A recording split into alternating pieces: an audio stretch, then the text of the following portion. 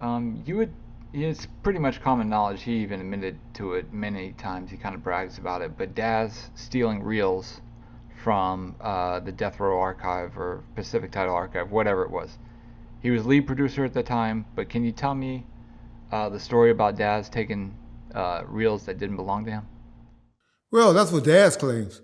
Well, it's kind of true a little bit, I guess. But the way he make it sound like he stole the whole vault, everything.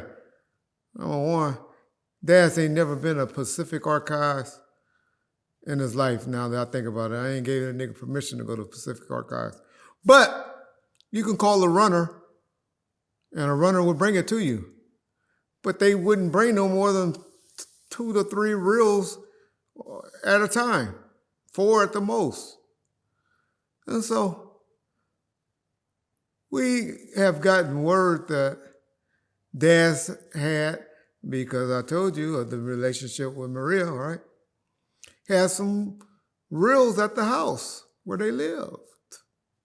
Like, really, Maria?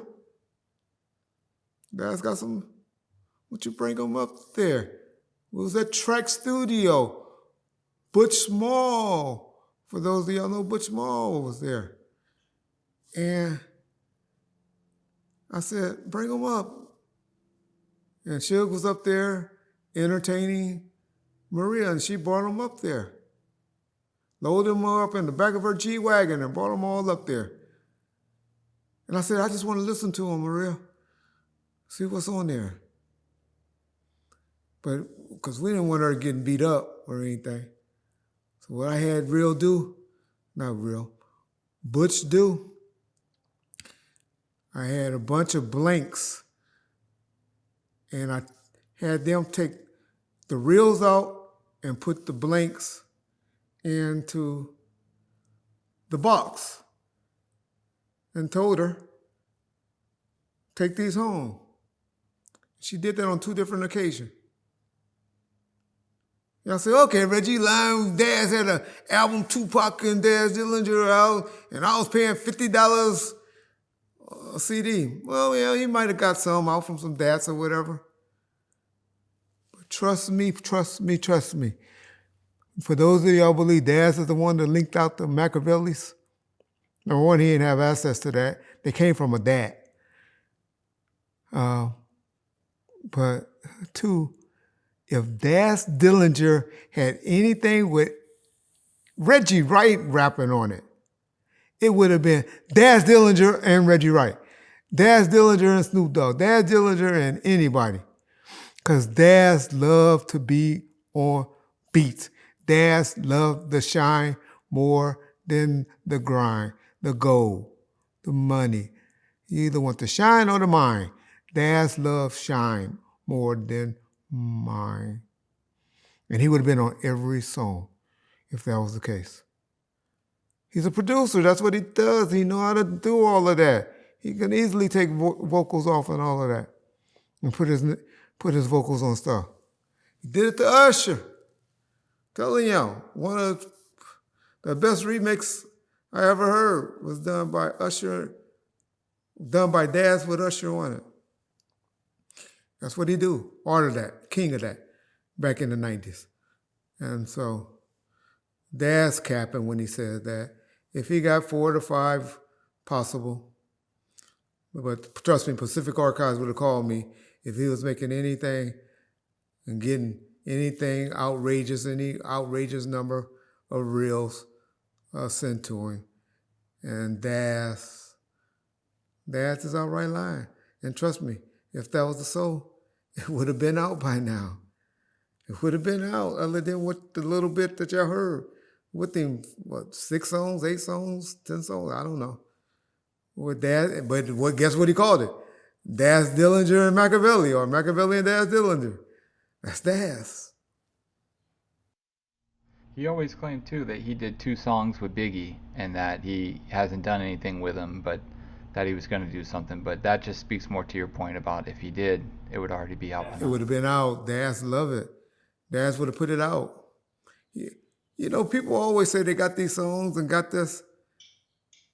You can't do nothing without the estate Biggie Small or Christopher Wallace and the estate of Tupac Shakur and or Tupac's estate. You can't do nothing without them anymore. And so people can always say what they're gonna do and stuff, but the best thing to do is go with them and make a deal. They like to make money too. They want money. Go make a deal with them if you got them. But that's just people capping. But if not, they're do a deal. They looking for material. Why y'all thinking ain't been no Tupac albums? They ain't got it. They got a little bit, but they probably release that when they do their documentary that they're working on. They gonna do some new songs. They gonna give y'all something new, but it ain't no albums worth. And they looking for it. They call me daily for footage and material and licensings and stuff. I sent you an email, John, when we were trying to get some stuff right. And so, man, I mean, they looking. So if you got it, stop trying to go around it. Stop trying to beat them. Go and make a deal with the estates. They'll pay. If not, I thought I had. If they ain't talking right, the paperwork ain't right. You ain't got to beat people. People play fair now, especially when it's limited. Why you think? Go try to buy a steak right now at the grocery store. They higher now. They talking about right now Similac. What happens when stuff get a demand? Companies start trying to make deals, and what they do, they raise the price up. When there's lack of something, the price goes up. Okay, speaking of Dre, you had mentioned that Damon Thomas got slapped by Dre at one point. Do you know that story? Can you talk about that? Don't know the story. I just know that's why we got on Damon's radar because Dre was really signed with Ray Parker Jr. back in the day, and I did some stuff with Brandy. Did some music with Brandy and stuff when she was hot in like 94, 95. And so that's when Pac and them got, he got on Pac's radar or Danny or I don't even know how the introduction. I think it was because of the settlement because she had to work that deal out because even though Dre got to walk away, we still had to deal with his lawsuits and stuff. And yeah, Damon got bitch slapped and slapped the shit out of him by Dre, which is understandable because he's a bitch. But yeah.